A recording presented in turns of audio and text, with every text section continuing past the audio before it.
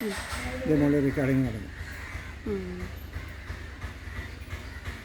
ഇനിയിപ്പോൾ നമ്മൾ സൗണ്ട് ആണെങ്കിലും എവിടെ സൗണ്ട് ഒന്നും ചെയ്യണം, നമ്മൾ പറഞ്ഞ മുഴുവൻ റെക്കോർഡിങ് ആയി അല്ലേ? ആയി.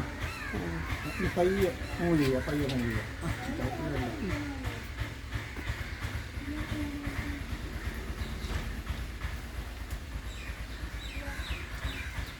ഇതൊരു സൗണ്ടാണ്. പോട്ടെ, അങ്ങ് പോട്ടെ, അങ്ങോട്ട് പോട്ടെ. പയ്യെ സ്പീഡ് കുറയ്ക്കുക, സ്പീഡ്. ഇനി ഇതിനകത്ത് വേറൊരു പണിയും കൂടെ ഉണ്ട്, അത് ഞാൻ കാണിച്ചു തരാം. ഇപ്പം നമുക്ക് ഏതെങ്കിലും ഈ ഒരു സാധനം എടുക്കണം. ഇത് ഇപ്പം നമ്മൾ ഇതിനെക്കുറിച്ച് ഇപ്പോൾ ഒരു വിവരം പറയാം. ഇപ്പം ടീച്ചർ അങ്ങോട്ട് പറഞ്ഞാൽ മതി, പറഞ്ഞാൽ ഇതിൽ റെക്കോർഡായി. നമ്മൾ വഴുതനാട് എടുക്കാൻ പോകുമ്പോൾ ടീച്ചർ ഇങ്ങനെ വെച്ചിട്ട് അങ്ങനെ പറയുക. എന്നിട്ട് എന്നാ ചെയ്യണം, ഇതിലേക്ക് പോകും. അപ്പം ഞാൻ എൻ്റെ സെൽഫി സ്റ്റിക്ക് സാറിന് കാണിച്ചത് അതിനകത്ത് എന്തെല്ലാം ഓപ്ഷൻ ഉണ്ടെന്ന് എനിക്ക് നോക്കാം. എടുത്തല്ലേ പറ്റാൻ പറ്റുള്ളൂ. അതിപ്പോൾ വലിയ ഇപ്പോൾ എടുക്കുന്നതിന് മുമ്പ് നമുക്ക് ഇങ്ങനെ ഓരോന്നും നമുക്ക് ഇതിലേക്ക് കൊണ്ടുവന്ന് വെച്ചിട്ട് നമുക്ക് ചെയ്യാൻ പറ്റും.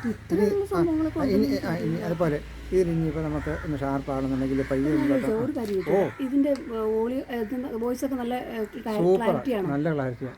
സാംസങ്ങിന് അങ്ങനെ മെച്ചമുണ്ട്. നിങ്ങൾ ആ 1.5 ലക്ഷം രൂപ മുടക്കിയതിന് 1.5 ലക്ഷം രൂപ സുന്ദര സോണി ക്യാമറ മേടിക്കായിരുന്നു. പിന്നെ പോട്ടെ, മകൻ തന്നതാ, അത് പോട്ടെ. ഞാൻ പറഞ്ഞ അതല്ല, 12 രൂപ കൊടുത്ത എൻ്റെ ആ ഇത് മൈക്രോഫോൺ ഇതുപോലെ ഒന്നും മേടിച്ചാൽ മതി, ധാരാളം മതിയായിരുന്നു.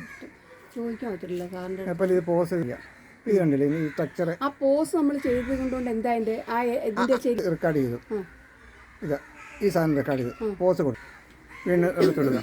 അപ്പോൾ ഇടയ്ക്കത്തെ ഈ ഇത് ആവശ്യമില്ലാത്ത അനക്കങ്ങൾ നമ്മൾ സെലക്ട് ചെയ്തു. ഒരു 5-10 മിനിറ്റ് ഫോക്കസ് ചെയ്യണം, നമ്മളിവിടെ ടച്ച് ചെയ്താൽ മതി. ആയി. ഇത് അവളുടെ ഫോണാണോ? ചെയ്യാൻ തുടങ്ങി, മനസ്സിലായോ?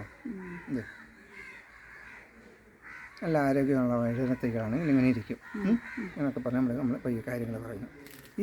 ഇതിങ്ങനെ നമ്മൾ മൂവ് ചെയ്യുമ്പോഴത്തേക്ക് ഇതിൻ്റെ ബാക്കിയുള്ള സംഗതികളെല്ലാം